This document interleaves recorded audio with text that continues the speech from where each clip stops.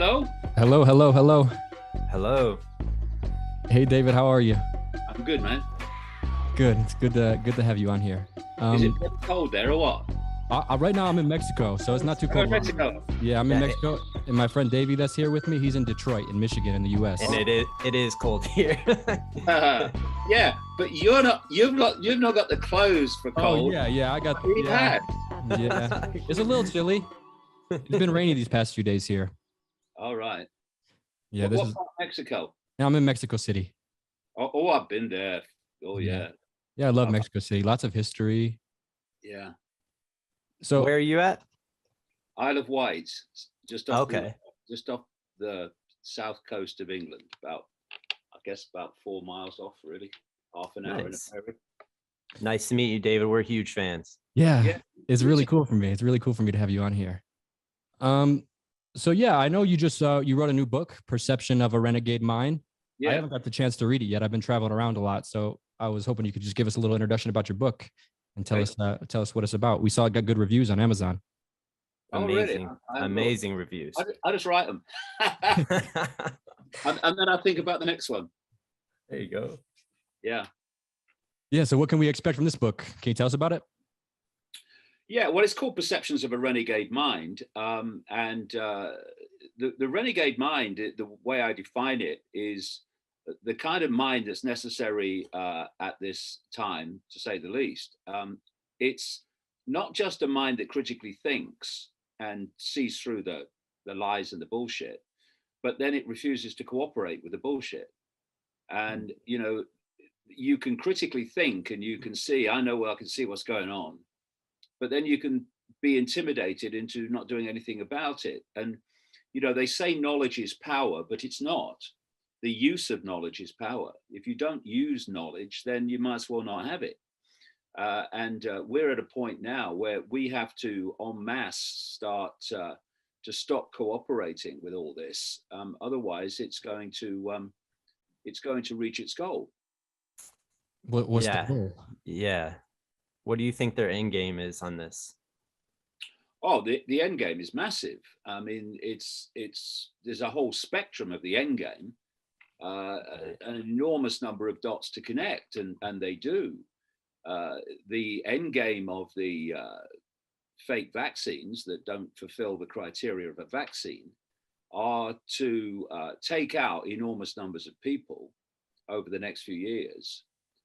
With this synthetic genetic material that is self-replicating, so it impacts on the body more all the time, and to transform the genetics of the rest from what we have seen up to this point, the biological human, to a far more synthetic biological human, which is designed to be part of this massive operation that's unfolding called the smart grid.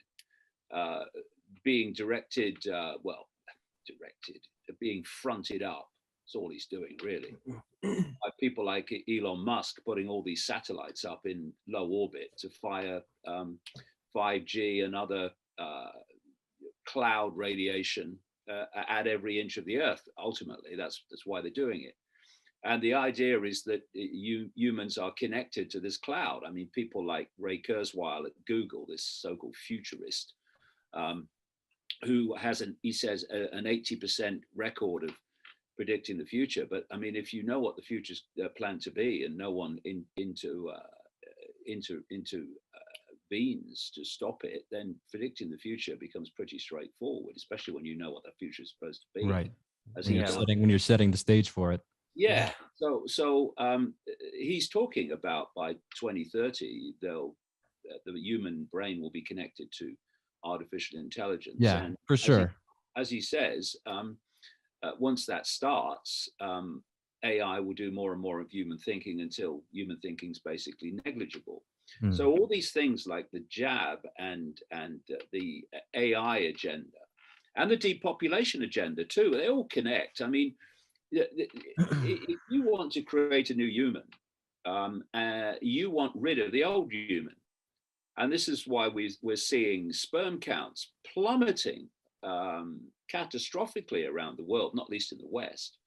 I mean, when I was a kid, the whole idea of fertility clinics and stuff.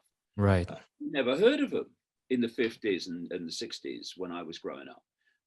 But now it's an industry, it's a global industry, because the fertility is falling. And it's no accident that those doctors and scientists with a bit of backbone who've spoken out about these jabs and taken the consequences of it, some of them have said it's the one area that they're very concerned about is the impact of these jabs on fertility. So that kind of fits in with this whole agenda. And then you've got the other area, which is that this human 2.0, shall we say, the new human, is not meant ultimately to procreate. Right. It's supposed to be procreated technologically. Oh, that's going to happen for sure. Yeah, and if you go back to Brave New World and Aldous Huxley, 1932, he's describing this, the end of parenthood, because the state will bring up children that are technologically procreated. And that's the whole reason that they're trying to destroy the family, the ideology of the families. Exactly. You know what's happening in America now with this Merrick Garland Attorney General attack on parents who just want to stop their kids being indoctrinated and psychologically rewired by wearing masks in schools. This is all part of it. I mean, I've been following this particular story since way back, and that's how the state is taking more and more children from their parents under spurious reasons. I just did a video for a rally, an event in Denmark on this very subject for a group that has been formed and is campaigning because the Denmark government has said they want to take 50,000 children from their parents. I mean, and you know, on the face of it, you know, if you hear that cold, it's bizarre. Why would they do that? But when you connect the dots and you see where this is going, it makes absolute sense. And we've done it with indigenous communities forever too. Took their kids to indoctrinate them. So it's not like we don't have any. It's not like there's a blank slate. There is a history to how we do this type of indoctrination. But just before we get too far, I just want to what is the benefit of depopulation? What do they? Is it just for a smaller population? It's easier to control. Well, easier to control, yes. Yeah. And also, they want a different kind of human. And, right. Not all humans are going to be able to make this transition from the human 1.0 to human 2.0. But don't you feel like that's kind of a natural stage of our evolution? Like, because I mean, from like an objective perspective, human beings are sort of naturally technological beings. Wouldn't you say that? Evolution is sort of works as a way to ensure the survival of the species, working in the environment.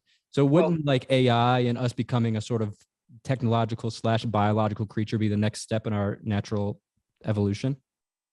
Well, how can being connected to an unnatural thought become be unnatural? No, the point being that there is a force at work that is making this happen. It is nothing to do with evolution. It's to do with actually taking us to a point where we don't even have a mind of our own to think. Now, there are enormous numbers of people in the world now who have, and going back through history, come to that, who have conceded their right to thought by just putting their hands up and doing it. Yeah. But we're talking in this next stage that is planned, where AI will do your thinking. You won't even have the ability to think because it will be thinking for you. We're the robot, right? Like we become the robot. Up to this point, they've had to, up to this point, they've had to manipulate information, to manipulate perception. So the perception of the people leads to the behavior of the people that suits this whole agenda. But the next stage is they don't even have to manipulate information anymore, as they're doing now, of course, in this stage with the because they can just give it to you. Nominal censorship that's going on. But they are going into a stage, if we allow them, that they won't even have to manipulate information because our perceptions will come direct. No manipulation necessary. It'll just be beamed into our awareness. Yeah, it will be our awareness. I mean, it will think for us. And, I've been writing for a very long time about this whole plan for a hive mind.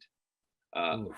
And if you have AI, which is centrally controlled, and it is connected to the human brain, I mean, we're not talking tomorrow, but we're not talking a century from Yeah, now it's either. coming quick. Do you think there Uh, will be competing governments trying to hack? Like, for example, I mean, we can talk about this a little bit if you want to, but I'm under the impression that the governments of the world are competing with each other, and they all want control of the world.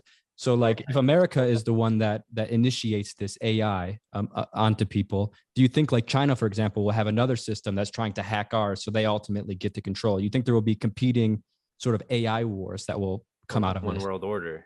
well, it depends what level you're looking at. Yeah. I mean, in the end, that which ultimately controls China is that which ultimately controls the United States. Ooh, Do So you think, do you think there is a is there a source under that? I've got to finish.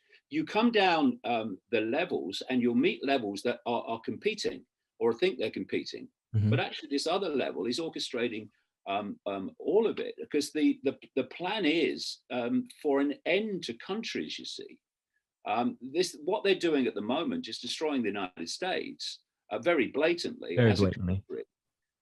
I mean, if you don't have borders, you don't have a country.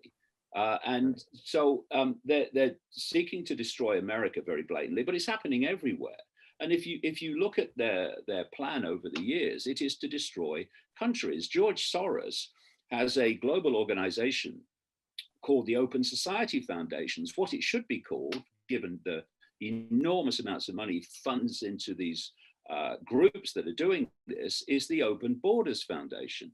Because the idea is that there are no countries, because the plan is for a world body, a world government dictating to everybody on the planet, and therefore there would be administrative units, but they wouldn't be countries and nations as we know them now. Right. So this whole competition between nations is being phased out anyway for this world centrally controlled fascist state, which will centrally dictate and control this smart grid. So, as I was saying, if you can control AI from a central point, and that AI is connected to the human brain, dictating human perception, you literally create a hive mind where people all think the same and all act the same. And if you look at this whole COVID era, well, countries compete, right? Well, on some levels they do, at least on the face of it. Well, they've not competed for how to respond to this, have they? They've Mhm. done what the World Health Organization basically centrally directed. Absolutely. Because, I mean, what's the chances of something happening, whatever it is, and virtually every country in the world responding in the same way? Yeah. It's obviously centrally coordinated. And, I've been writing for years about this global cult, as I call it, that's behind this. Forget borders and countries. They're for public consumption. There are no borders. This cult is as much in control of America as it's in control of China.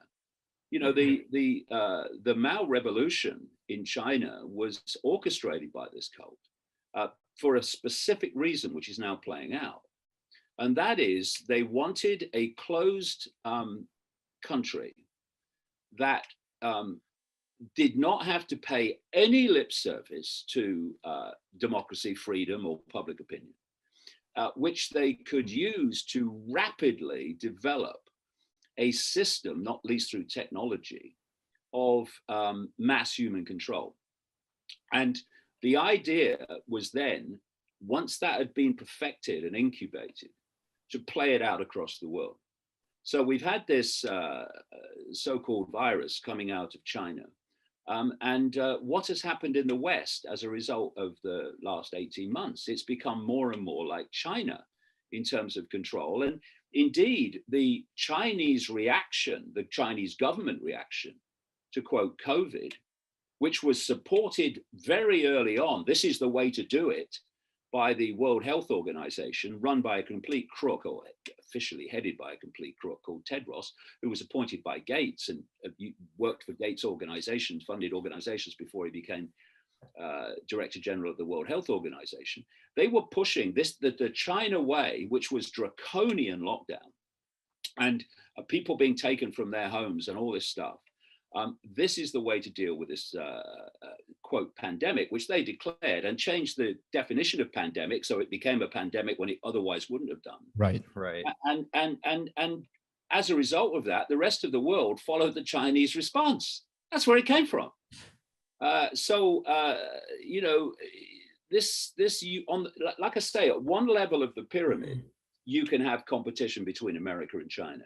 But at this level of the pyramid, China and America are actually it's probably super compartmentalized so that the people that are competing don't even realize that there's another layer.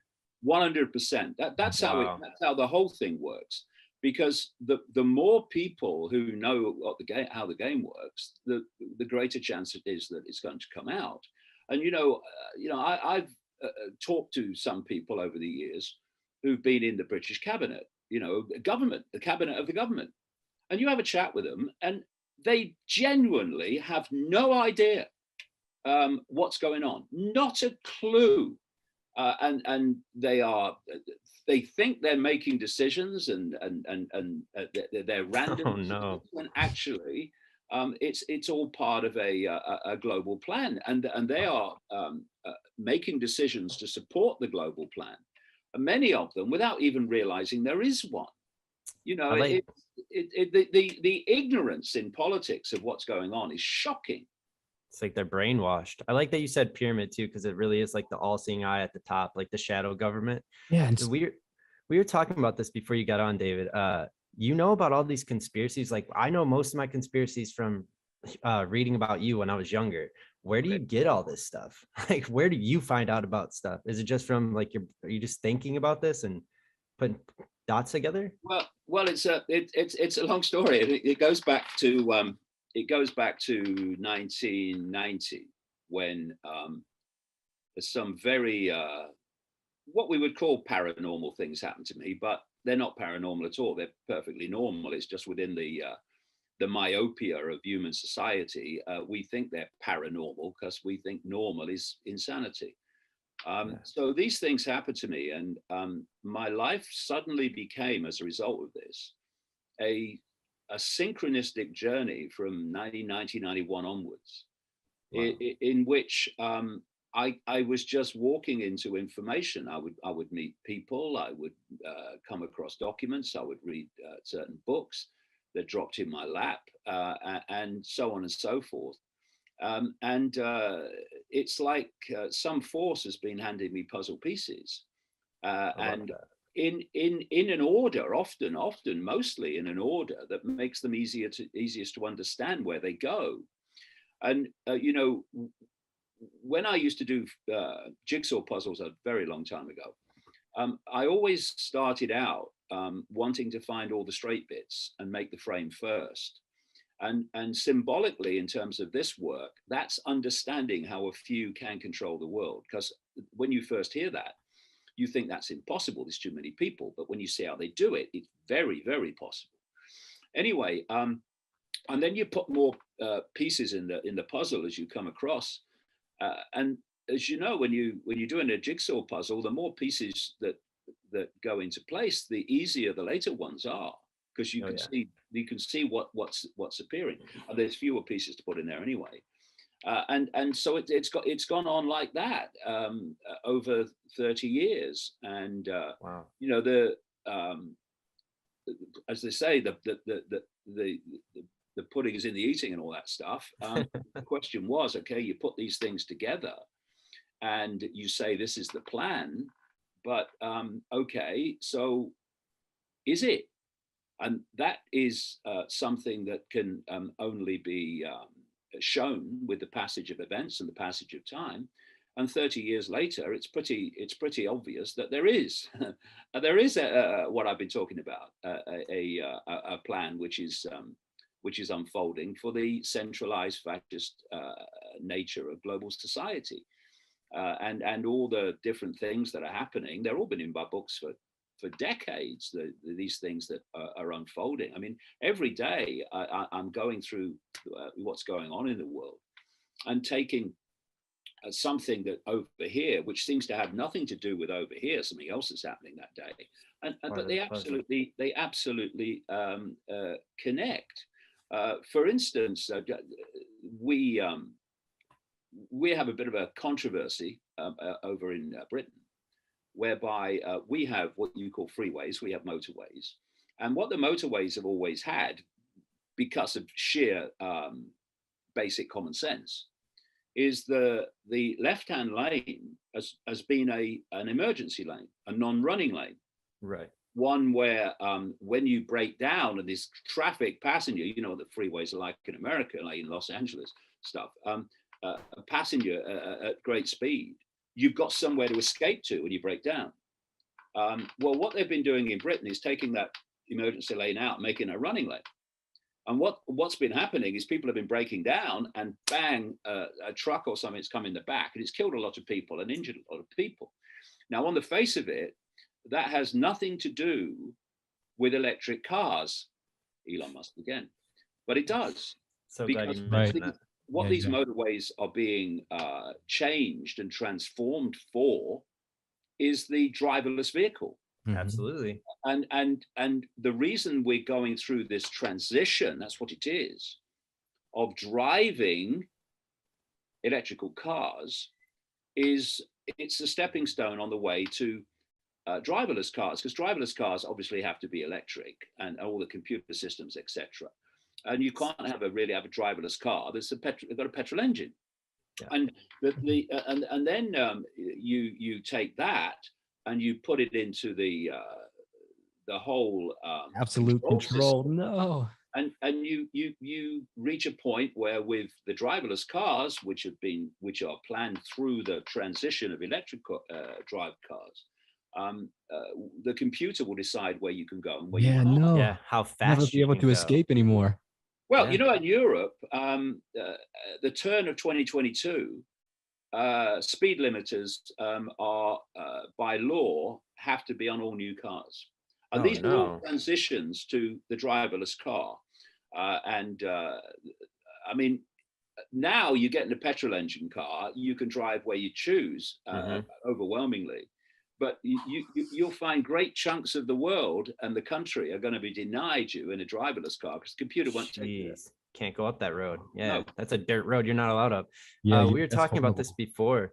And I think it was like 1998 or something. My parents, everyone got free computers, right? They put the computer in everyone's house. And I wonder, are they going to do that with electric car? Because everyone will accept a free electric car. You know what I mean? To some extent, free. Well, you see, because this agenda is long planned and global and centrally globally dictated, it plays out through apparently unconnected organizations, which at the if you go deep enough in the rabbit hole of all of them, they're actually all controlled by the same force. Jesus, David. So you have this plan for electric cars, and what happens, and it's been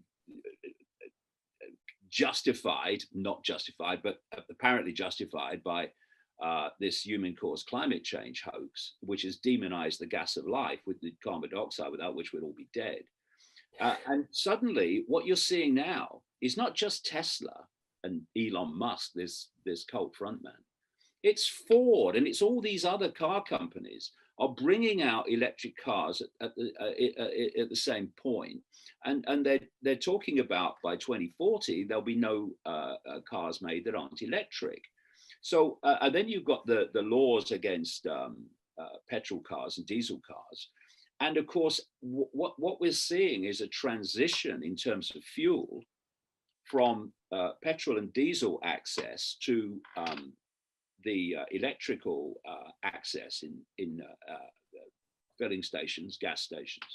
And as this moves on, if you've got a petrol car, you're going to find it more and more difficult to find a place to get fuel. We've at the moment had this in Britain, this fuel crisis, all manufactured, where people have not been able to get fuel. Yikes. With various things the government has done, but now hides from. And so people have been lining up, for hours sometimes to try and get fuel from a gas station. And the government's come out and said, which created it, and said, oh, well, this just shows it's a good lesson that we have to get rid of fossil fuels and go to electric cars. So the whole thing is coordinated, and it's being generated, being promoted, this whole climate hoax, by people in the woke mentality who are utterly clueless about the world and the forces directing the world, to the point where they are demanding changes in society justified by what they claim are environmental requirements, needs. And they also perceive themselves to be anti-system and fighting the system to get justice for the planet, when what they're demanding is everything that this cult wants. This is why you got Klaus Schwab at the World Economic Forum and Bill Gates, who've been pushing the COVID hoax. At the same time, they have produced books saying we need to use the COVID hoax, in my words, to change the world, to save the planet. Yeah, there's no doubt about that. Those documents are very easily available. So this is the whole point, that the COVID hoax and the climate hoax are actually different, so crazy masks again on the same face, which is why the same characters are pushing both. Because if you look at the solutions to these apparent claimed problems, they're all the same. They're centralization of power and control of the fine detail of people's lives. Because they're, so now they're more and more talking about the fact that we need climate lockdowns. Yeah. Right. So they're fundamentally connected. So and all the dots connect between this them. cult of people, is this do you believe it's a lineage that traces back from that has just always sort of been in control? Or is it a new group of people, like the billionaires that are the tech people? Well, that's an interesting question, because when I started to realize in the 1990s that the world was not controlled by the people we saw on public display, and I started to realize this was part of putting this the straight pieces, in the jigsaw puzzle. How do they do it? And I realized actually that you've mentioned the word before. There is a fiercely compartmentalized network in which the vast majority of people who are every day playing their part in pushing the world in this centralized fascist direction, or Orwellian direction, have no idea what the force is that's actually driving it. They have no idea. They just get told what to do and they do it. And then they tell the people below them what to do and they do it. This is how it's all done. Without a knowledge of why they're doing it, and how what they're contributing to do it connects with other people in other areas of the world and other areas of the economy who are also contributing to push the world in this direction. And they don't know how it all fits together either. They just do their job and go home. And so when I saw that this network existed and how it worked, the question was, when did it start? And you start to go back to find the starting point, and it goes right back into the mists of history. But you can pick it up in Babylon, you can pick it up in ancient Egypt, you can chart it through the Roman Empire, because everywhere this cult has headquartered itself, there's been an empire, and then it moved up and massively centered itself in London, and that's when we had the British Empire, and then through those European empires. Massively the British Empire, but others too, the French and the German and the Dutch and the Belgian. This cult went global. This is how it went global. The colonial era was driven by this cult going global. And so people would say, yeah, but the colonial era ended. Well, yes, it did on the face of it, but not really. No, not really. There's two forms of control. One, really, unless you do it the way they want to do it through artificial intelligence, where you don't have the capacity to see what's going on anyway once that starts. But there's over control and that's colonial rule.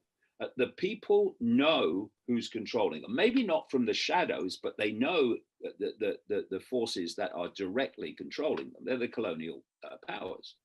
And it may take a long time, but there's there'll be a rebellion against that eventually.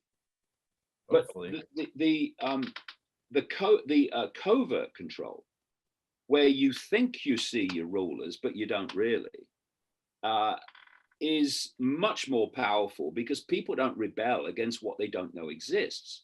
So at the end of the colonial era, after the cult had gone global, I mean, really global, especially like I say, the British Empire to Australia and New Zealand and Africa, South America, Central America, the United States as it became, Canada, everywhere. They apparently rolled back the colonial rule, but they didn't. What they did is they left out in those countries various families and the network, the secret society networks that have gone on controlling those countries ever since, only covertly. So the people think, oh yeah, we can vote now. I mean, look at South Africa. We had this big push to get rid of apartheid, because apartheid was a white minority rule and basically a one-party state. That's what it was. And then they had a transition to another one-party state called the African National Congress. And we've got this bizarre situation in South Africa whereby whoever is voted by the African National Congress as its leader automatically becomes the president of South Africa, because South Africa is a one-party state. And again, the people they vote in that way for the ANC in the largest numbers, election after election. Okay, that's their choice. Well, have a look around a bit more, I would say. But what it means is, if you are elected head of the ANC, you stand for president as head of the ANC at an election, and you're going to get in every time. So it's not actually the people of South Africa that are choosing the president of South Africa. It's the inner core of the ANC, and these manipulations in the different countries mean that this cult is dictating the leaders, and it's dictating not only who wins but who opposes. So they control the game. You know, in Britain, we've got this moronic man called Boris Johnson, who's been prime minister. He was like a cartoon character. Oh, a complete moron, this guy. But a very sinister one, actually. He plays the fool, but he's a very dark man. Oh, that's Bush style.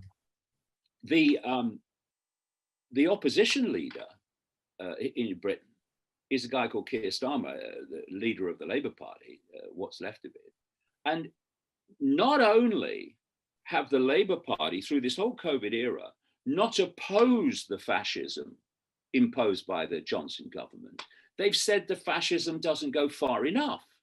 So at any election in Britain now, and it's the same in almost every other country, the people voting have no choice. Right. There's no one to represent them.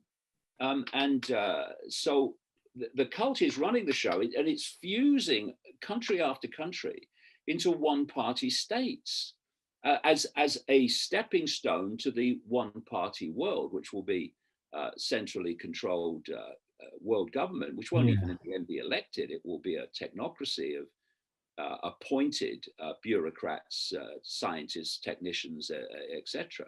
Like it is kind of already, right? In a sense. That's a good point. That's exactly where we've gone. Because if you look at Silicon Valley is run by technocrats. Yep. Absolutely. Now, Silicon Valley's got more power than the American government now. Exactly. You know what I mean? Yeah. So it's like the Vatican is already appearing. And what is Bill Gates? He's a technocrat. Yeah. The Antichrist. What is Fauci? Yeah. Depopulation, exactly. everything. He has no business talking about that. But do you think at the root of this, at the source of all this, do you believe that it's a cult? or do you think it's just about human power? Because I had this opportunity. I was just living in Peru for 6 months, and I got to live with these ayahuasca shamans, and they were making me do these ceremonies all the time. And it really changed my perception of the way, like, I believe that there are dimensional realities that we can tune into and gain access and power to these things. And I've heard other conspiracy people speak about this and say, like, maybe they are using different plants and occult methods to tune into these realities to gain powers and things like that. Do you think any of that is really going on, or do you think it's all about sort of just like the natural human urge to claim power over people? Oh no, it's it is I mean, when people say to me, why would they do it? Well, I say to them, why does a psychopath do what they do? Wow, I never thought of it like that. Why does the psychopath serial killer serial kill? Yeah. Well, because he's a freaking psychopath.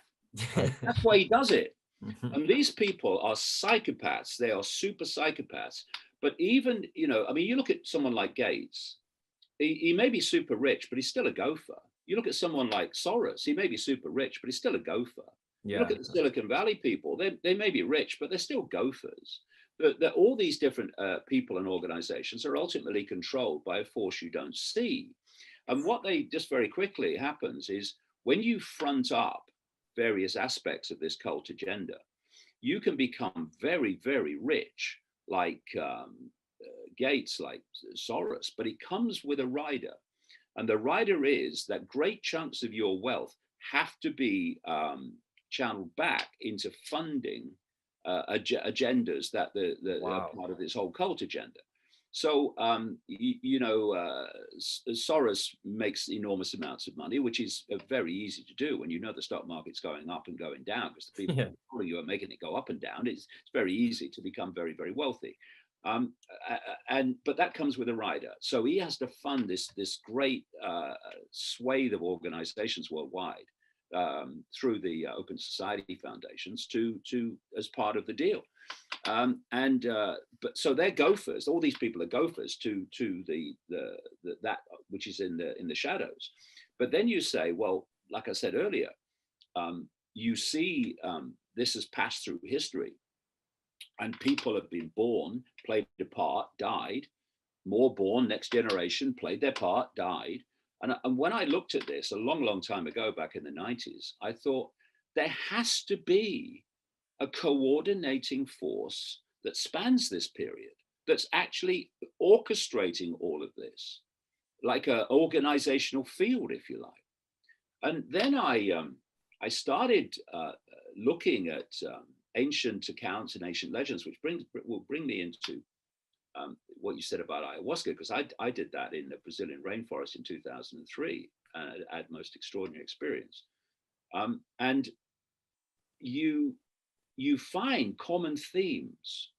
Not just common themes between ancient cultures, but common themes between religions and ancient cultures that are not overtly religious in the bricks and mortar religion way. So the common theme, there were many, but this is one of them, that there is a negative force that is manipulating human society from the hidden. That is a common theme, staggeringly. And they call this hidden force different names in different cultures and different religions. And so people don't tend to look at the common themes. They look at the names, or they say this God, they say these gods, they say these gods. Don't look at how they describe them. And let's see if there's any common themes here. And there are. So if you look at Christianity, it talks about the devil, Satan. It talks about demons. Then you look at the Gnostics that are not the same type of Christianity. In fact, very different in many ways. That have left documents over the years, like a phenomenal treasure trove of them found in an earthen jar in Nag Hammadi, 75, 80 miles north of Luxor in Egypt in 1945. And a fifth of those writings, which are quite considerable, talk about a negative force manipulating human society from the hidden, which they call Yaldabaoth, which is their version of the devil Satan, and Archons, which is a Greek name for rulers, which are their version of the demons. And then you look at other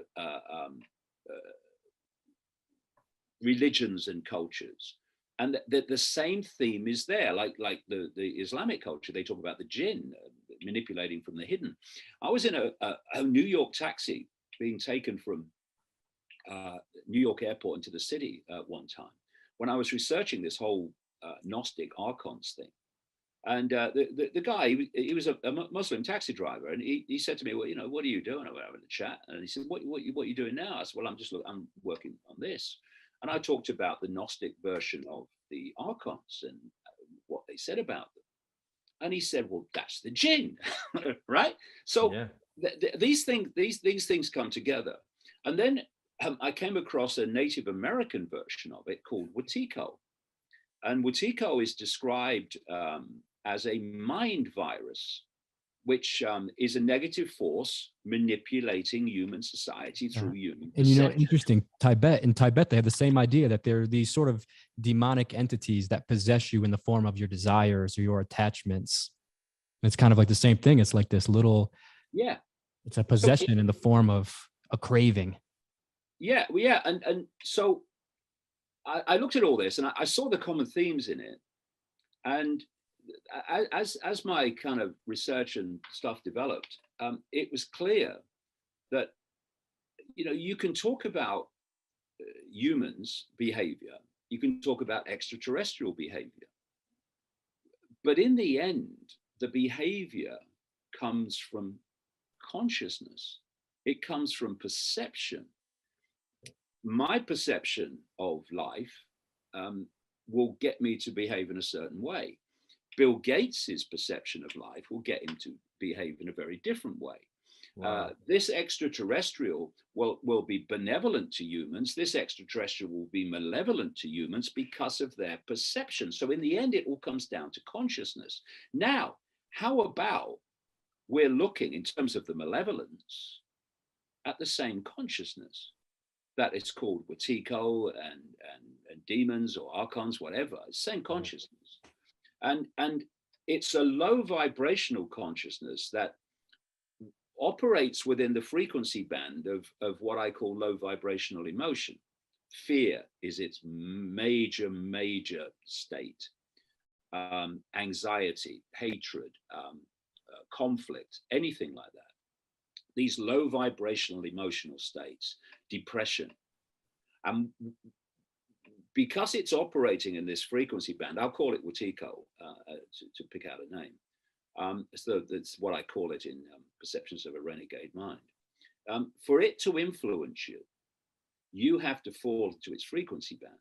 So because this is the driving force, this is the controlling force of your Gateses and your Faucis and your Klaus Schwabs and all these people, Rothschilds, Rockefellers, and what have you, who have been used to construct society as it is. The idea has been to construct a society, and the shamans around the world talk about this, that generates maximum fear, maximum anxiety, maximum depression, and maximally pulls people's consciousness into these low vibrational states, because at that point, an attachment can take place. If you are full of love and joy, then you are operating at a higher frequency, and Wetiko can't get you. Yeah. Can't get you. Wow. Yeah. You get pulled into these low frequency vibrational states. They're dependent vibrational states like depression, anger. They're all dependent on something. Love is when you're really in love, when you're in love with just life itself, it's not dependent on anything. You see everything through that lens. So it's harder to fall into a pattern of depression or hate because you're seeing through a lens of compassion and through acceptance rather than something that's dependent on something, which would be like able to attach to you. Exactly. So now you look at human society, especially they've upped the ante in the COVID era. Oh, yeah. And it's all based on and this is one of the things that's coming. They are going to throw everything at us. They're going to throw energy shortages, food shortages. They're going to throw internet outages, etc. They're going to do everything they can to put us in a state of fear and anxiety because they want to pull us into these low frequency states. So, for instance, I have this concept of Wetiko fighting Wetiko, and there's loads of examples of this. I call it the Wetiko circuit. You are acting in a way that expresses Wetiko, for instance, in a fascist, psychopathic way, and you respond to that psychopathic, fascist imposition with anger, with hatred, with violence. That's Wetiko fighting Wetiko. If we're going to break this circuit, then we've got to come at this from a completely different angle and stay calm and not fall into hatred and not fall into fighting the enemy. What you fight, you become. I've been saying that for decades because it's very, very obvious. I mean, I remember talking to a police officer in London who policed the demonstrations a few decades ago between the far right would have a march and the far left would have a march opposing the far right march. And this police officer said to me, he said, if they weren't carrying banners, I wouldn't know which was which. Oh my God. What you fight, you become. And the way out of this is the power of no. You don't have to scream no. You don't have to hit someone and say no. You just have to say no and mean it. No, I'm not doing it. I'm not cooperating with my own enslavement.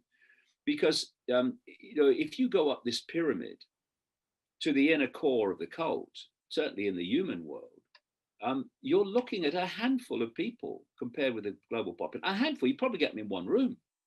And yet, that few are dictating human society. And this is how they do it. It's very simple. And this is why the power of no is how we break the circuit.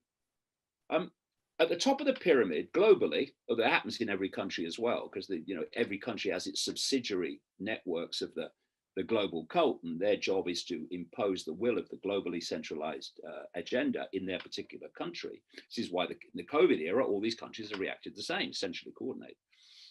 So at the top of the pyramid, you've got these few, you probably, like I say, get them in single room, and they decide where they want to take the world. And they impose that agenda on the level below them, which will still be a level of the cult in awareness of the cult.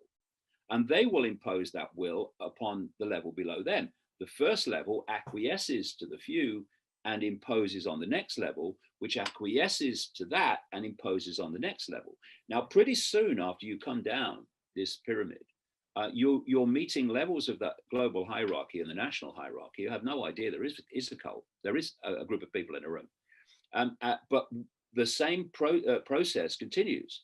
It's imposition of that level on that level, the acquisition of that level to that level, and the imposition of that level on that level. And so it goes on. Imposition, acquiescence, imposition, acquiescence. And then you come to the mass of the population, symbolically the bottom of the pyramid. And if we complete the circuit by acquiescing to that level of the pyramid imposing on us, like governments and law enforcement, then we complete a circuit between those few people in that room and the entirety of the global population, but simply through levels that perceive themselves to be below the level above, acquiescing. And if at some point anywhere in that pyramid, it might as well be us, it's only going to be us really, says, no, I'm not doing that. I'm not doing that. No, we're not doing that. That circuit is broken. Because, you look at 8 billion people getting on for anyway. And then you look at the numbers, take the inner core of the cult, take the further out level of the cult that know less, but know a lot.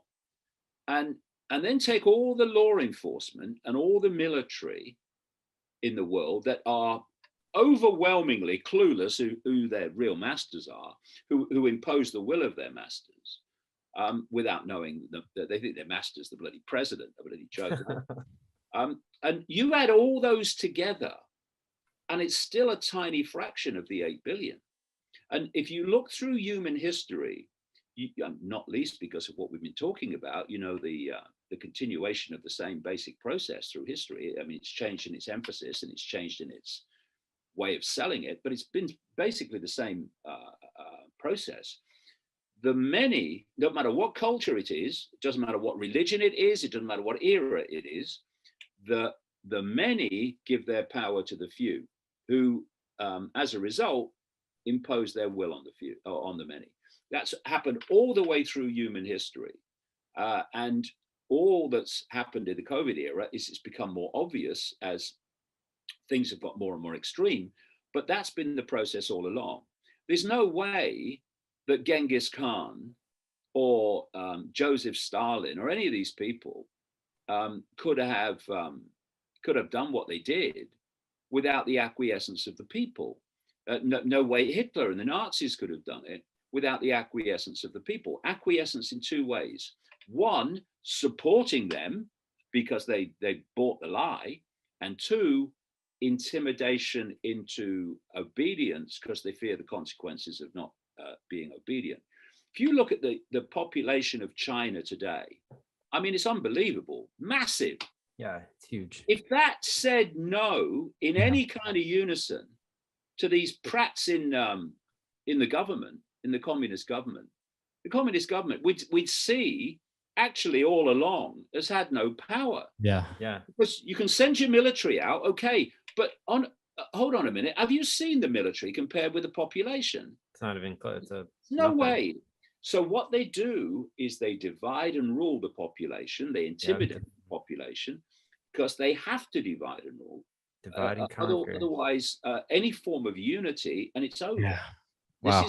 This is why you've got BLM, funded by the billionaires, funded by the cult. And it's brilliant because on the surface, it's a beautiful message. You know, historically, Black people in the U.S. have felt,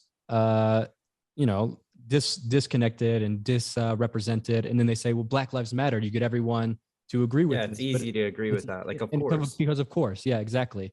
But that's the psychological trick. Exactly. Yeah, it's a psychological war. It's all psychological. It's all psychological. And then George Soros runs it. Yeah, exactly. When there's billions of people and you're a few, until you get AI connected to them and they become a hive mind, oh God, you have got to manipulate their perception, and you've got to divide and rule them. So they're fighting among themselves, and they're therefore not aware of you. Fighting you. Because you cannot physically control 8 billion people. You can't physically control 330 million plus all those we don't know about in America, because there's not enough of you. So you have to control their perception, which dictates their behavior to suit your agenda. Populate them. Yeah, that's another way of doing it. So they have created Black Lives Matter. Use this phrase that no one can argue with, Black Lives Matter, but you know it's a scam. You know the goal it claims to have is not true. When all lives matter becomes a racist statement. Yeah, you know it's a scam then. Yeah. And so all this money's been put in to create racial division. And if you look at the black on black crime in America not least through gangs like in Chicago, and you look at all these the things that have happened in terms of Black people and Black communities. Well, BLM is not really addressing those in any way, shape, or form. It's not what's best for Black people at all. It's how do we use Black people in this divide and rule agenda, which you quite rightly say again is massively funded by Soros. And this is a very, very important area because, and it's something I bang on about all the time. Where are you focusing your self-identity? Because your ultimate self-identity, not your current experience, your ultimate self-identity. Because what the cult wants you to do is to self-identify with the labels of a human life. Yeah. So it wants you to say, I'm Black, I'm white, I'm this religion, I'm this race, I'm this income bracket, I'm this sexuality now. They want you to identify your experience as a human, which is very, very brief. Which is an easy hijackable Yeah. Part of who we are because of our tribal past. Because what they want, this goes back to your multidimensional angle to all this. What they want is to isolate human perception in the five senses overwhelmingly. And the five senses are that level of our consciousness, awareness, that directly interacts with this reality, which is only a very tiny, ridiculously tiny band of frequency. Because what they don't want is for your human mind, your experiential human mind, to be influenced by the expanded levels of consciousness that are also you. They want to disconnect you from them. Yeah. Because once you expand your awareness out of the five senses, you start to see how things fit together. You start to see through the lies, because you are tapping into a level of your conscious manipulation. It's like a battle's going on in the valley. Yeah. And that expanded level of consciousness, you're on the hill and you're seeing out what the hell's going on from that perspective. Whereas the five senses are only in the valley fighting the next person that comes up to them. So if you look at the way society is structured, it's all about the five senses, and it's all about focusing people on the five senses and not letting them see that they're actually much greater than that. Yeah, it's sort of like extracting people's power and casting this linguistic hallucination in the form of culture over them. So they take on this identity, and then through that given identity, they're powerless. You don't know who you are if you're forced with these identities. So ultimately, we need a spiritual realization. We need a spiritual revolution to go inward, and so that we can realize that these temporary cultural identities aren't us. They're just these sort of just thoughts. They're thoughts that we overly identify with that keep us in these lower vibrational states that you were talking about, that make things easily more like attachable to us. Because if you know who you are, you know who you are. You don't need anything because you know who you are. But if you don't know who you are, then it's very easy to be manipulated. Yeah, if you look at it from cradle to grave, we're told who we are. Exactly. That's what happened. And our parents were told who they were, and our grandparents were told who they were. This is who you are. This is who you are. This is what success is, and all these things. Right. Now, I was born in England, so I'm called English, but I don't self-identify the I, the true I, the ultimate I, with being English. That's my experience. I'm consciousness, and my consciousness at the end of this cycle of the body as a cycle, we have eternity, will leave and carry on experiencing forever. This is just a brief experience called human. And what is human? It is simply the way the body decoding system, the five sense decoding system, massively decodes information. That's what makes us human. Why is an elephant an elephant? Why does an elephant act like an elephant and a duck act like a duck? Because their biological computers, as I call them, their bodies and their decoding systems decode information and reality in a certain way, which is their operating system. An operating system. And so what we call human is an operating system that decodes information in a certain way, thus leads to a certain perception and behavior we call human. But when the consciousness leaves the body, it's not human. It's consciousness. Which is accessible through things like ayahuasca. Absolutely. Well, exactly, because what does ayahuasca do? It overrides the decoding systems of the body. And if you look at the five senses, they decode everything as apart from everything else. So what the five senses can only decode a particular band of frequency, and that frequency relates to what we call form, actually holographic form, but what we call physical form.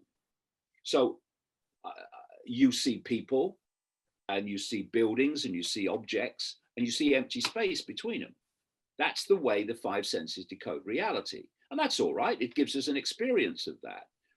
But what it means is that the five senses alone can't connect dots, because all they can see is dots, and the dots apart from all the other dots. Right. When you go into expanded states of awareness beyond the five senses, and anyone could do it, it's only a choice, then you start to see the unity of everything. So you start to realize that there is no empty space.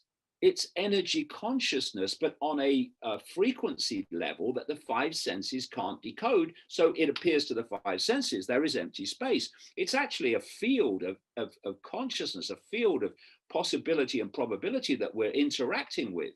And what possibilities and probabilities we connect with and pull into an experience is decided by our perceptions. Now, this cult, which is hoarding all this knowledge and making sure the public overwhelmingly don't get it, knows this. So it knows that if it can control your perception, and therefore your frequency, because what perceptions are frequencies, like emotions and thoughts are frequencies, it will dictate the frequency band with which you interact with this field of possibility and probability in a feedback loop. So, for instance, if you've got a perception that you're little me and have no power, and nothing ever happens to you because you're just got no power, you've got nothing to give. Whole universe was random, anyways. That's your perception. So that's the frequency you're operating on. That's the frequency with which you are interacting with the field of possibility and probability. So you will manifest as an experience what is in that band of frequency, and that band of frequency relates to your perceptual frequency.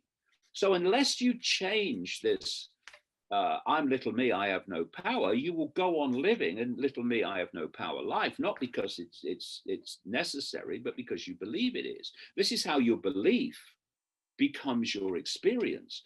And if you look at the way that the real deep manipulation goes, it's to manipulate perception, because they know that will actually manifest as behavior. Yikes. So the more you can convince the target population that they are powerless, the more they will manifest powerlessness from their belief in their powerlessness. It's a feedback loop, and so they know, and this is the bottom line of the whole cult manipulation.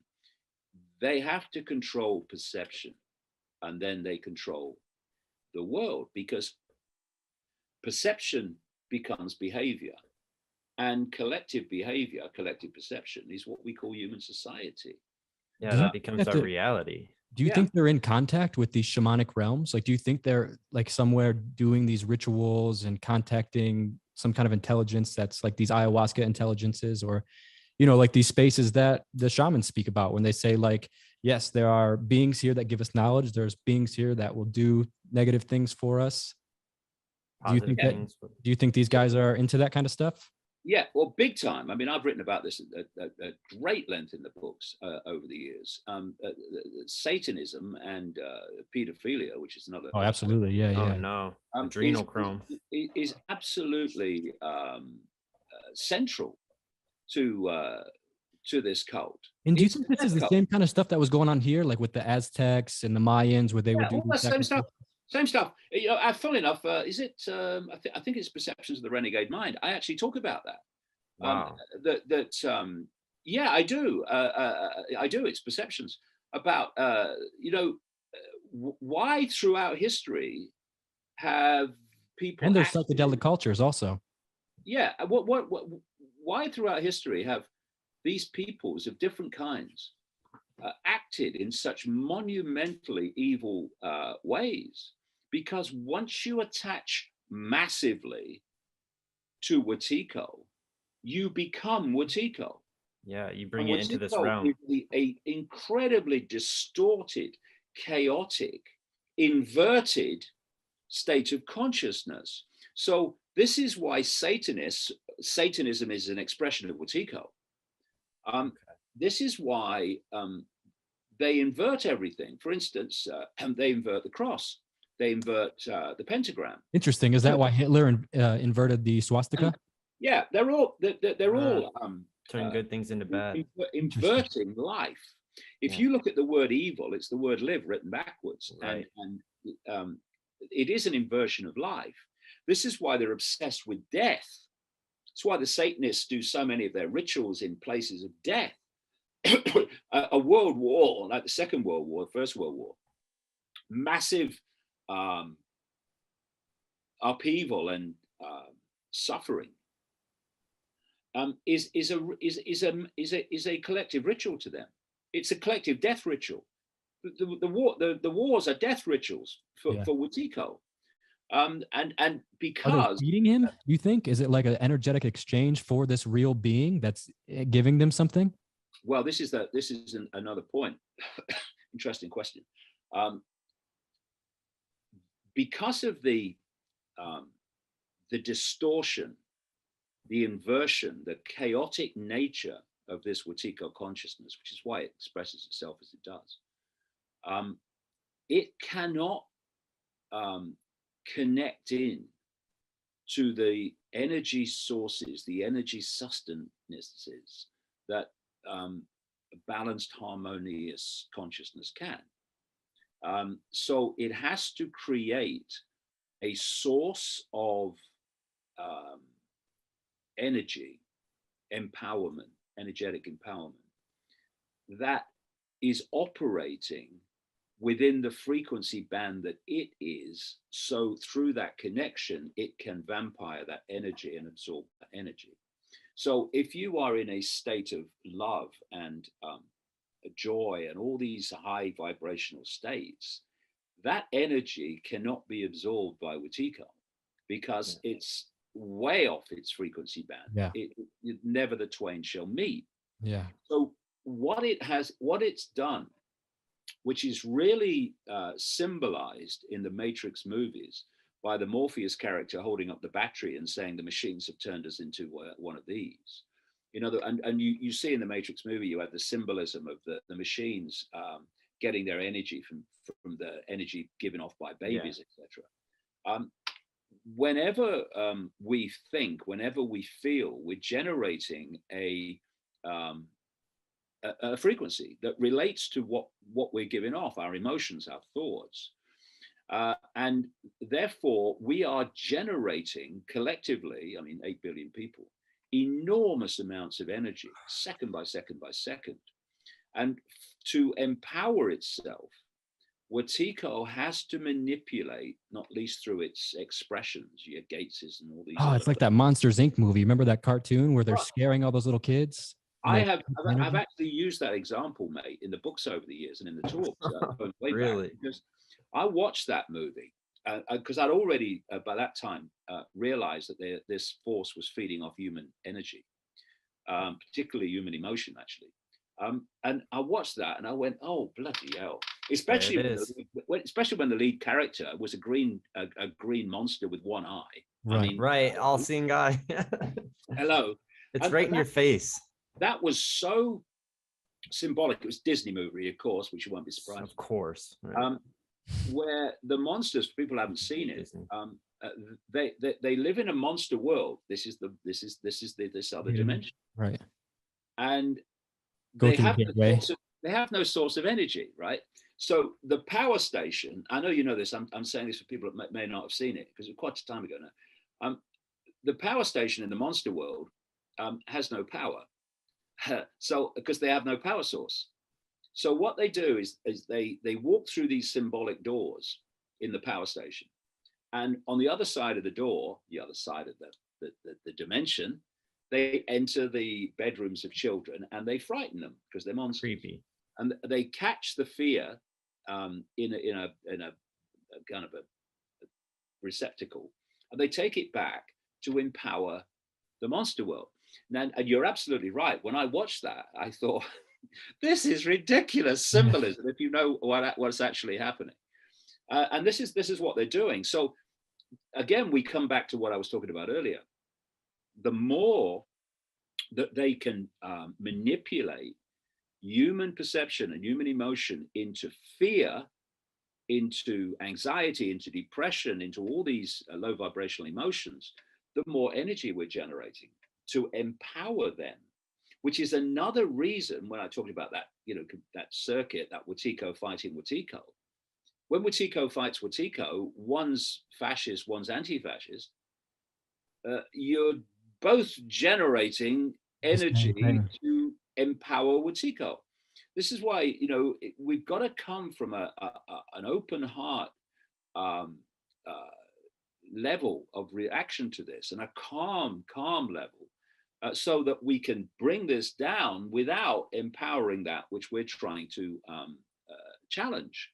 And there is no need to get into a state of violence, into a state of hatred, because all you're doing is empowering that which you want to undermine. And to bring it down, you just immovably say no and don't cooperate with it.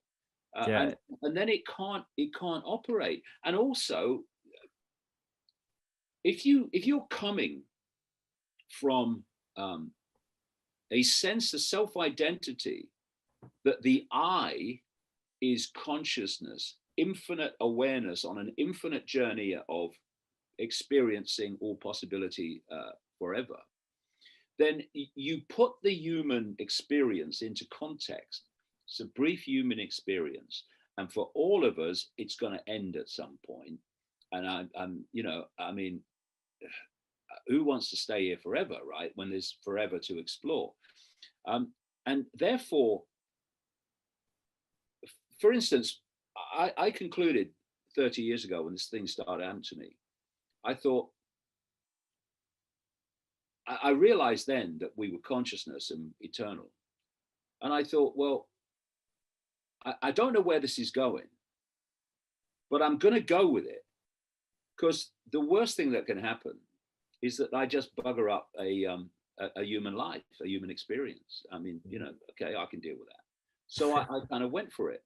And if you perceive the human life to be it, to either be it and all there is, or you are going to be judged by some judgmental God at the end of it, then you put yourself in a perceptual prison, not least in the sense that you fear death. You fear death. Now, if you fear death, you are going to try to extend your life as much as you can. And if you think that doing what you know to be right might lead to your life being curtailed, for instance, then you're very, very likely not to do what you know to be right. You're going to be intimidated by those that threaten you. If you do this, we'll kill you. And my reaction to that is, well, bloody kill me then, because I'm still not doing it. Right. Because I'm infinite awareness. You ever been worried about that? You ever thought they were going to come for you before? No, never. Because there are other forces at work, actually. If you connect with them, that mean they can't do that anyway. Right. That's beautiful. This is the fantastic thing. Once you open up to higher levels of consciousness, and anyone could do it, like I say, it's a choice, then you tap in to levels of awareness that make sure you're okay. Something I find really interesting. Sorry to cut you off. Go on. Go ahead. Something I find really interesting, like, for example, in yoga or in meditation, there is what they call the Kundalini experience, where this symbolic, energetic serpent goes up your spine and transforms you into, gives you some kind of realization or some kind of psychic clarity that you aren't able to see in your normal state of awareness. I find the same thing in ayahuasca ceremonies. The ayahuasqueros and the shamanic traditions talk about this vision of a serpent comes to you, it eats you, and then you are now entered the world of knowledge. And I find this a very interesting to what you used to talk about with the reptilian stuff. Do you find any connection with the Kundalini, the ayahuasca serpent, or just the symbolism that's undeniably found everywhere in connection with, spiritual traditions. Do you find that there's any relationship to that? Well, again, I come back to consciousness. When people talk about reptilian, it's an outer form. Yeah. Consciousness decides how it behaves and what it is. All reptilians, they're horrible. Well, some of them are, but a lot of them won't be. You know what I mean? Wow. Okay. It's seeing that your state of consciousness. I mean, look at humans. That humans are operating through the same form, and their range of behavior is absolutely fantastic because their range of perception is fantastic. On one level, anyway. But that's interesting. You should say that because I had a Kundalini experience. That's what threw me into this. Wow. In just very quickly, I'll tell you the story very quickly. In 1989, when I was still working as a sports presenter for the BBC, and I was a national spokesman for the British Green Party, I felt that when I was in a room alone, I wasn't alone. There was some force there, and I'd never come across it before. And this went on through 1989. It got more and more tangible until in the March of 1990. A series of things happened to me, and I ended up with this visiting this psychic. And I visited the psychic. I'd never seen a psychic before, because I wanted to see if she would pick up what the heck I was feeling around me. Because through 1989 and into 1990, this presence when I was alone in a room that I wasn't alone was getting more and more powerful. So anyway, I go along to see this psychic. I don't tell her any of this stuff. And she picks up this communication. And when I saw her, I'm a national spokesman for the Green Party, and I'm a sports presenter for the BBC. I'm just getting on with my life. And she said that this consciousness that she was connecting with, and I knew there was consciousness in the room because, or some other force in the room because of other things that happened in the room before this. She picked this up, and she said, "They're telling me that you're going to go out on a world stage and reveal great secrets." Wow. That one man cannot change the world, but one man can communicate the message that can change the world, and that from now on you're going to be led to knowledge, and at other times knowledge will be put directly into your mind. And that's when this sequence started with, the puzzle pieces straight afterwards. I mean, no Did you ever gap. go back and speak with her? It started immediately. So again? Did you ever go back and speak with her? Like, and now in retrospect that your life is sort of. No, she's no longer with us now. She died a few years ago, and I only saw her about 3 or 4 times in that very short period. And so through 1990, I was going on this strange sequence. And what happened is very soon after I saw her, the BBC ended my contract. Now, I was the youngest person in the sports department as a presenter by a mile. I should have had a long career. And, I had many letters of commendation for my work. So there was no reason to not renew my contract.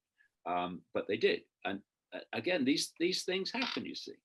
And by doing that, and because I lived like I do now, a very, low level lifestyle, I don't live a big house lifestyle or anything like that.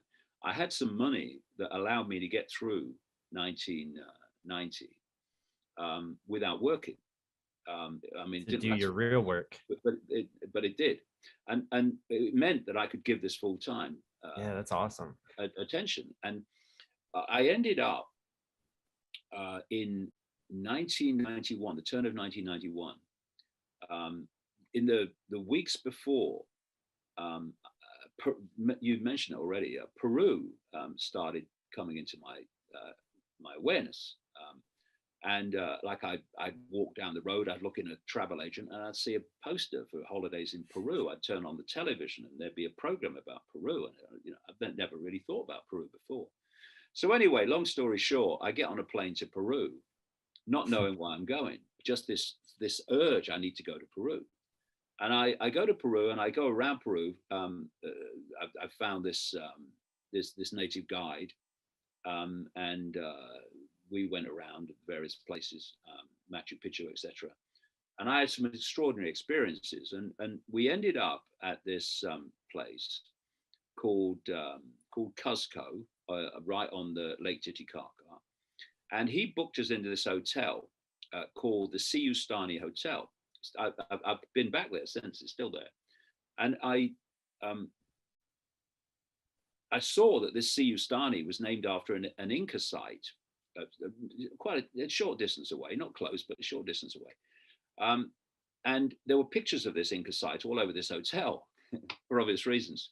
And I'm looking at one of the pictures this night. I'm only staying there one night or 2 nights, and it kind of spoke to me. It said, "Come to me, come to me. You need to come to me." And I have this feeling I've got to go here. I've got to go here. I've got to go here. So the next day, we because it was out season, I had to hire this kind of bus taxi thing to take us out there. And I went out, and it was a beautiful place. There was a hill, and there was a lake, and there was distant mountains and stuff. And I walked around it, and all these Inca remains, and it was beautiful. But when I went back to the bus about an hour later, at the bus taxi thing, I was disappointed because the urge I had to go there was not matched by the experience, lovely as it was. So I got back in the bus, and I'm a bit disappointed. And I've got the bus, the driver, the guide driver, and I've got the guide who's with me, just the 3 of us. So I'm sitting like this, looking out the window as we drive away from Siustani, daydreaming. I daydream all the time, daydream my way through school completely, and I saw this hill, and I'm looking at it, and all I can hear in my mind is "Come to me, come to me, come to me, come to me." So I said to the driver, "Can you just stop a minute? I want to go up that hill." And so I walk up the hill. I said, "I'll only be a few minutes." Well, I was about an hour.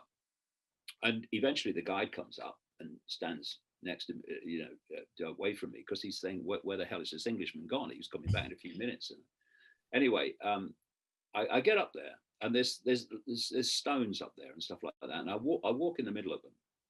And I felt this like drill going in the top of my head, and another energy flow coming the other way, 2-way flow.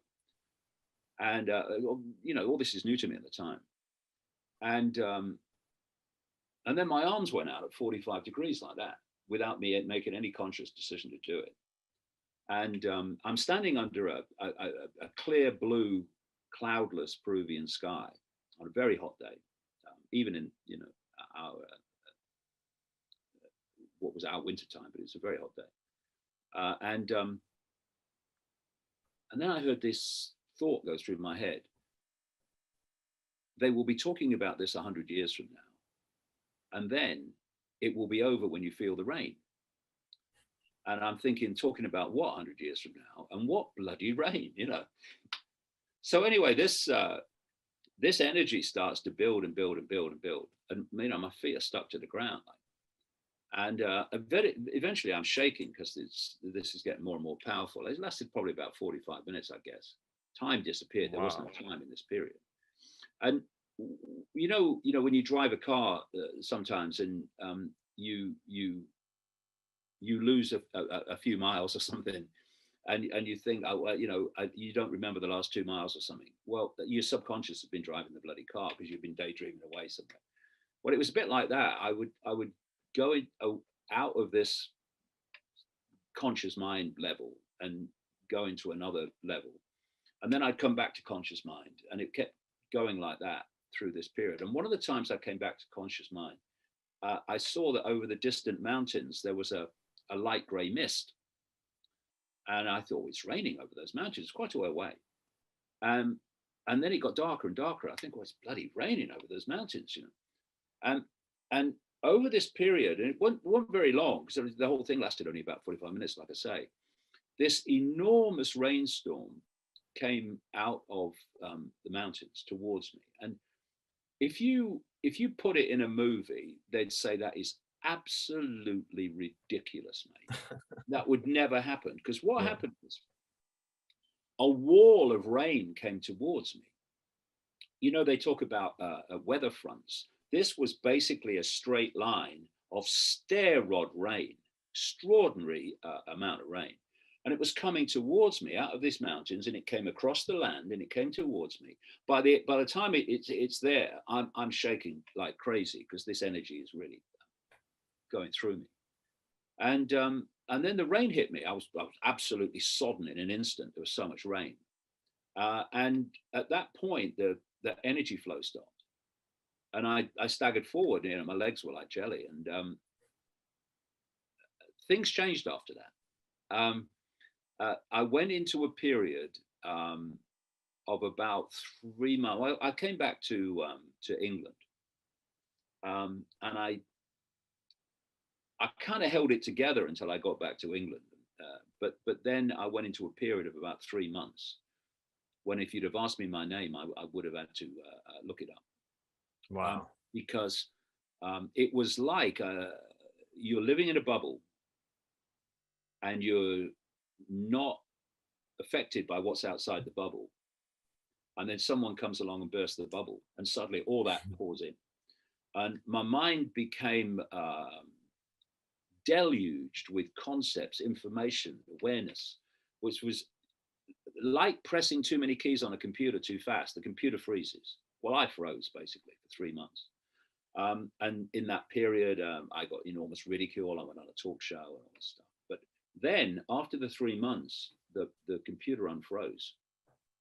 And at that point, this is 1991 now, early 1991, I could see the world in a completely different way. And people would come up to me and they'd say, "I thought you'd gone mad, Dave. You seem like the same bloke I always knew." And on the surface, I was, because David came back. But I wasn't the same bloke. I was seeing things I couldn't see before. I was seeing connections I couldn't see before. And that's when it really kicked off into the process that's led to me sitting here now. Do you think those 3 months you were just receiving downloads? So it's like a computer's downloading. You can't really do anything else but get that download. Massively so. Yeah, massively so. And I've had other download periods as well. And it's like, not necessarily instantly. Exactly. Yeah. Soon afterwards, maybe even a little more than soon afterwards, suddenly great revelations appear to you. It's like that was said through that psychic. He will be led to knowledge, and at other times will put knowledge in his mind. And that's an interesting point, because when I first started out in the early 90s, I would come across information and I would conclude what it meant the situation was. But pretty soon, maybe 18 months, 2 years in, that there was a switch took place, which has gone on to present day, whereby I get what's going on first, and then the information, the names, dates, places information, follows to support the if you like, intuitive level of, I think this is what's going on. Believing what's real and what's not, and judging it for yourself, right? Exactly. And what the challenge is for people is when you have these experiences and you get these you get this awareness, you get this information. The question then is, are you going to circulate it? Yeah. Because people said to me, when you started talking about this, all this stuff I've been talking about over the years and stuff, didn't you know that people would ridicule you? And I thought, well, funnily enough, I'd worked that out. But you do it anyway. Yeah. And this is the thing. This is why, knowledge is not power. The use of knowledge is power. So the question is, are you going to communicate it knowing the absolute crap you're going to get thrown at you? And my answer was yes, I am, because, like I say, I came to this conclusion: the worst thing I can do here is to mess up one brief human experience in the forever. So Right. I can handle that. So I'm going with it. And I didn't know where it was going. It's like life is like going down a river. You basically see the next turn on the river, and you don't know what's behind it, what's around it.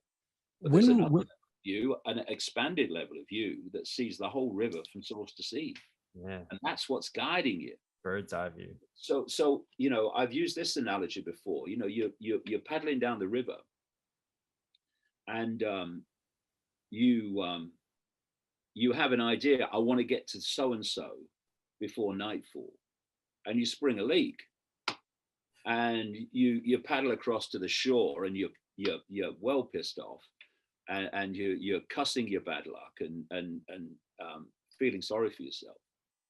And then someone comes along and says, "Bloody hell, mate, you were lucky." "What do you mean I'm lucky? I've sprung a bloody leak." It's, what's behind? You know what's around that next turn? It's a bloody ravine. It's a big waterfall. Good That's job awesome. you stopped. So there's another level. Knows that's there.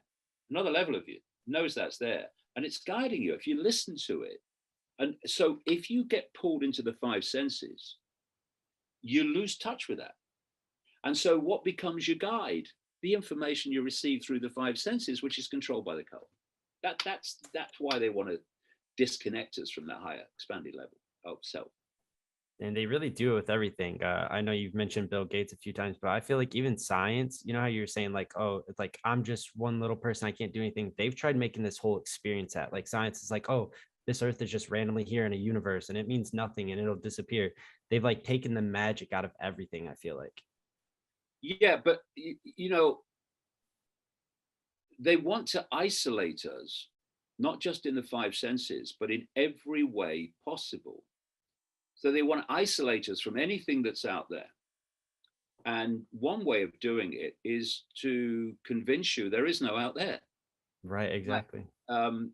You're just a cosmic accident. You exist for a few seconds or 100 years, and then you disappear into oblivion again. And is that because it's not measurable, or is it because they know and they just want to take that eternal aspect, the eternal aspect of who we are? They want to extract that from us, or do you think they just don't have the machinery or technology to measure the quality? It's 100% that they want to take it from us, because we come back to what I said a few minutes ago. Look at two ways of living your life. You think you're a cosmic accident, and when the lights go out, that's it. Or you know that this is just a brief human experience, and you live forever and explore forever. Now, the one is a manipulator's dream. Right. One is a manipulator's nightmare. So that's why they want to stop us realizing that we are eternal, infinite expressions of consciousness. Ultimately, without form, we're just a state of awareness, a state of being aware. And considering our experiences and our what level we're connected to dictates how aware or unaware we are. And because our experiences are unique, we are a unique point of attention within an infinite flow of consciousness. And so when you're coming from that point of view, you can't be intimidated. There's nothing they can throw at you that will intimidate you, because there's nothing to fear. Right. Nothing to fear, their worst nightmare. But when you are locked away in believing that your 70 years and 10 is all you are, then, and you fear death because you don't know what it means, you fear the unknown. Death is an expression of fearing the unknown. Then that creates a very different life and a very different perception, which is much more easy to intimidate. And like I say, doctors get their power from the fear of death. That's where it comes from. Right. Doctor, make my life longer. Whereas when you're absolutely at peace with death, because there is no death, the body has a cycle, we have eternity, then those things do not impact upon you. They don't intimidate you. They don't persuade you to give your power away to others anymore. So it's a completely different perceptual state, therefore a completely different deal for this cult to deal with. That's why they don't want us to know that we are more than our 5 sense labels. They don't want us to know that.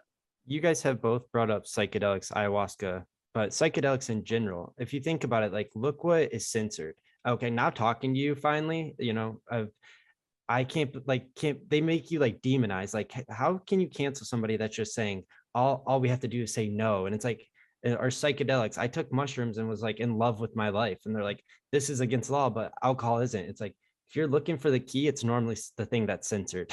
So Right. like just talking to you about this, it's so crazy to think like this is what, like, you're such a peaceful, loving message. You're not saying anything like hateful or Yeah, you're not anything saying we negative. need to go put politicians' Yeah. heads on stakes. Yeah, but meanwhile, they're like, we have. I Just googled reasonable. your name, barely anything comes up. It's like all like disinformation. Like, he's a gatekeeper. It's like, then you duck go your name, and it's like it's way better. You know what I mean? It's so crazy how much control they have. And don't you feel like you're a big force if they're really trying to stop you like this?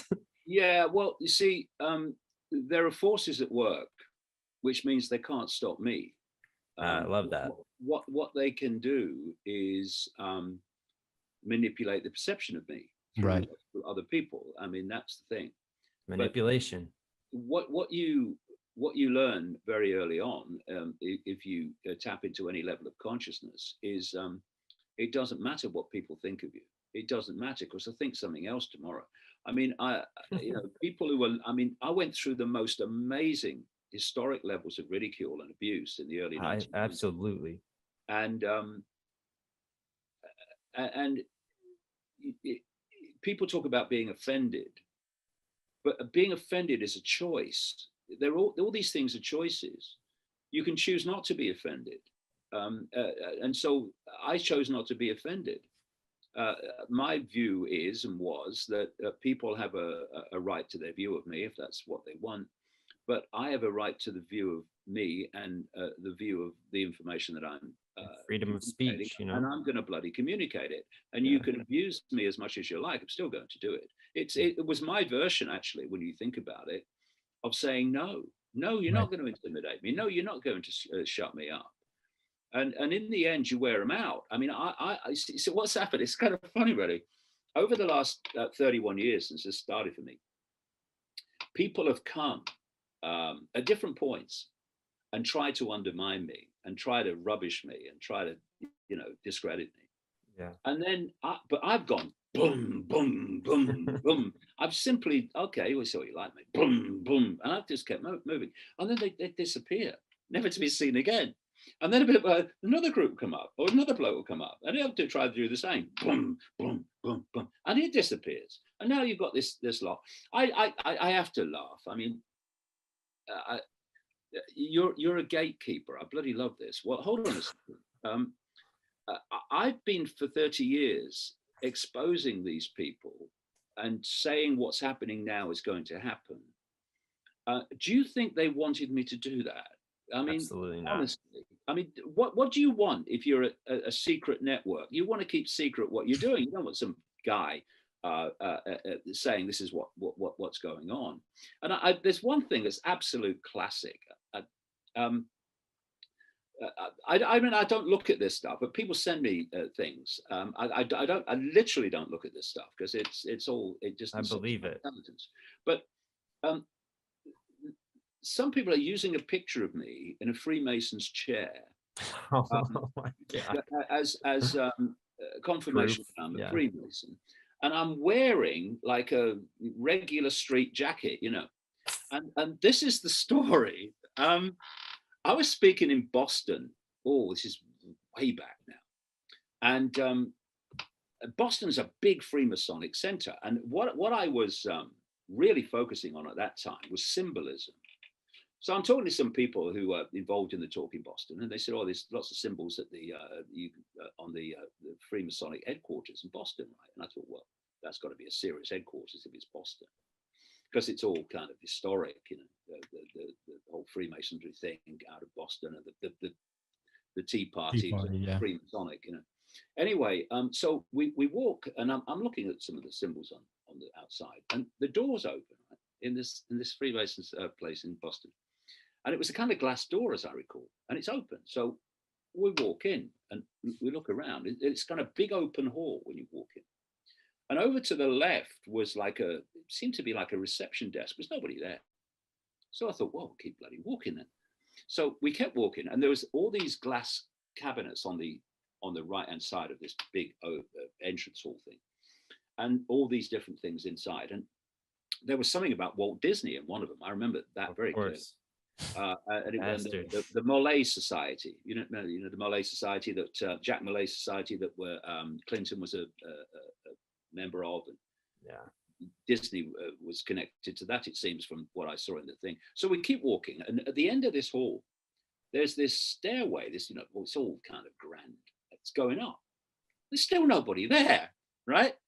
So we walk up the bloody stairs, still nobody there. It's bizarre. It's like the Mary Celeste. And so we then walk around. The only person we met in the entire period we were in there was a bloke who wasn't a Freemason. He was a builder. Well, he might have been a Freemason, but he didn't dress like a Freemason. He dressed like a bloody builder who was doing some building work. So we walk in down this corridor, and then we walk through this door, and there's one of these big temples, right? And there's the twin pillars and all that stuff. And there was the worship master's chair. So I thought, this is hilarious. Sit in it. Yeah. So I'm going to sit in it. And I gave it that, and someone took a picture. And I used it in my talks for about 2 or 3 years. Always got a laugh. And now they're saying, look, this is proof that he's a Freemason. There was another one. I loved it. There was I think they still might be using that one. There's a group of Freemasons, and I'm one of them, right? Because it's got my head on photoshopped. Oh, nice. And the funny thing was, I'm about 6 foot. And the guy next to me in the line had to be 6'7" or 8 or 9. For it to be real. If I was 6 foot, right? Yeah. And then eventually, someone was, casting around the internet, and they found the original picture. And of course, it wasn't me. It was someone else. They photoshopped my head on it. So, this is the point. If you can't debate someone, and they refuse to debate me. I mean, the mainstream media won't touch me. They've been told not to touch me by the government. They do the opposite. Yeah. They won't debate me because they know they're going to be in trouble if they do, because of all the information I've got together. So what they do is try to discredit you. And, there are people in the alternative media who think they're in the alternative media, some of which will be there to do this and consciously do it, but a lot of them are just people that just believe anything without question, and so you get this crap. But it's not new to me. You see, this is the whole thing. It's very old. You're a black belt in this game. You've been in it for like 30 years. You're saying 1990. That's when I was born, and you're like, you know what I mean? Like, my God, yes. That's amazing, though. Yeah, but what you do, it doesn't matter what people say about you. Don't get caught in that. Just keep speaking your truth, and literally those with ears will hear. Don't try to persuade people. Just put the information out and let them come to their own conclusions, because it's no good saying you must believe what I say and then talk about freedom of choice. They have the choice, and they might make choices you don't agree with, but they have the right to make that choice, because that's what freedom is. Freedom is people doing things that you actually don't like, but having the freedom to do it. It's freedom to have an opinion that you don't agree with. That's actually what freedom is.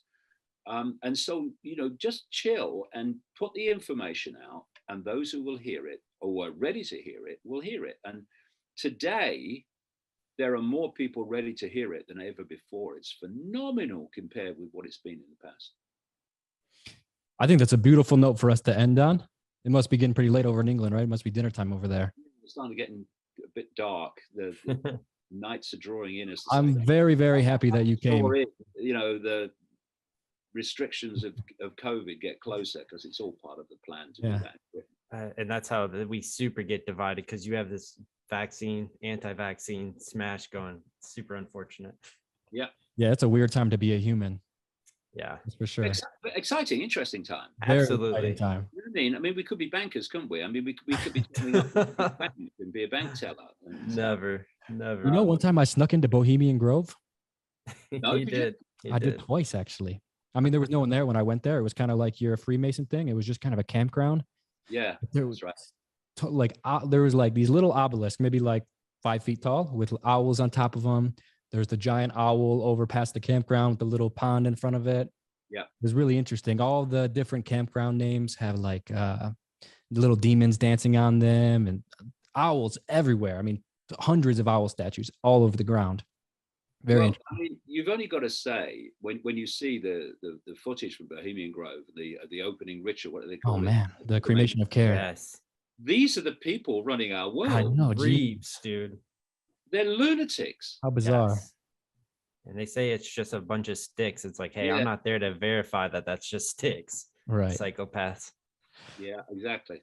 Well, anyway, David, I really appreciate you and all the work you've done in your Absolutely. life. And I'm very honored to have you a part of my podcast and to be a part of your journey. And I would love to do it again one day. Yeah, okay. And yeah, it was very nice to meet you on here. Yeah. Yeah, And this is sorry, go ahead. this is just like a checklist, you know, off my bucket list. Yeah, cool. It's It's an really honor cool. to meet you, man. It really is. No, it's a pleasure. It's been a great chat. Actually, we've gone into some very interesting areas. Oh, still have a list of questions, so we'll have to do it again for sure. But is there anything you want to, promote your book or anywhere that you want people to head over to and check out? Well, the main hub is davidicke.com, and we have this media platform now called Iconic, which is like an alternative Netflix, which is put together by my son, nothing to do with me actually.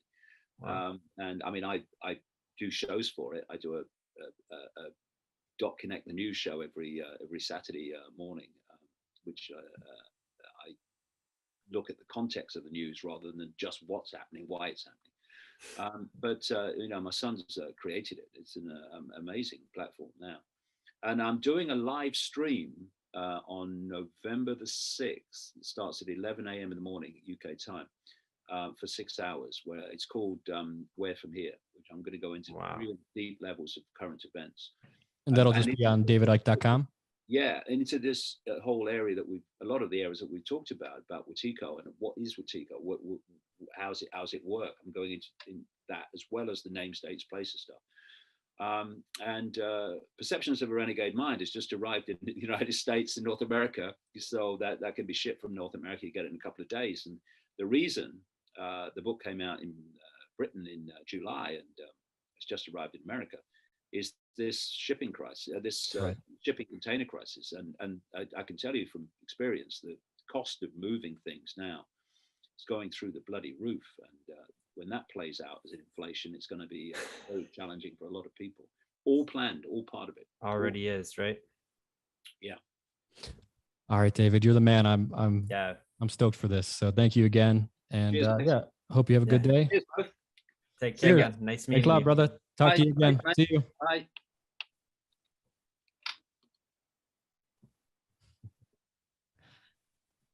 Dun, dun, dun. Okay. Well, there it is. Wow. There you go. David Icke. We did it. And We I have did so many it. questions still. I know. He's a professional, man. When he gets going, he's Oh, like, man. Yeah, that what? was insane. We'll have to kinda. do another one. Yeah, that No, was really cool. I'm absolutely. stoked. I have so many questions. Like, I didn't even get past like the first 3, I don't think. No, and then it's just like make them up as you go. Like the ones Yeah. I wrote are out the window at that point. And the funny thing is, it's like, I mean, it's David Icke. You can't just be like, hey, Some of it's you really can't. great.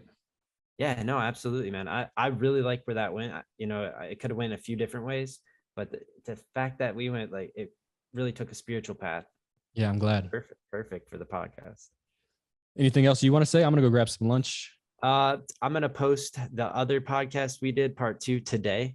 And then so that'll be I don't have a YouTube link. YouTube doesn't let you do that though, but I will post it. The new channel, so it's just like crazy numbers right now, right? Exactly. So But I'll post it somehow. Yep. It'll be posted on Davy's YouTube. If you want to see a podcast with just me and Davy, The link will be in the description. It'll be his first podcast episode. So go over there and show it some love. And maybe we'll try to get David Icke over there too. And follow Will you David be on putting Instagram. this up today? I'm going to try to get it up today. It's All 1 right. o'clock here. I feel like I can probably get it up by 6 p.m. That's 7 your time. Yeah, we'll Okay. bust it out. Yeah, I'll finish uploading that one, and then all right, brother. I love you, man. Love you too. I'll see you soon. Okay. Talk to you later. Bye, everyone. Peace. Peace. Hey guys, thanks for listening to A Place for Humans podcast. Again, this is Dakota Wint, and please make sure to go over to Apple Podcasts, leave a positive review. Make sure to subscribe over on YouTube, Dakota of Earth, and make sure to also follow us on Spotify. See you next episode.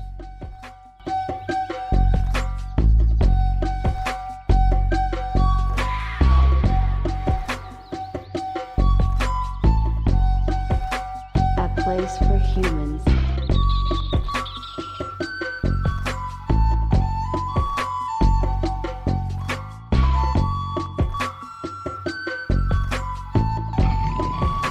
A place for humans.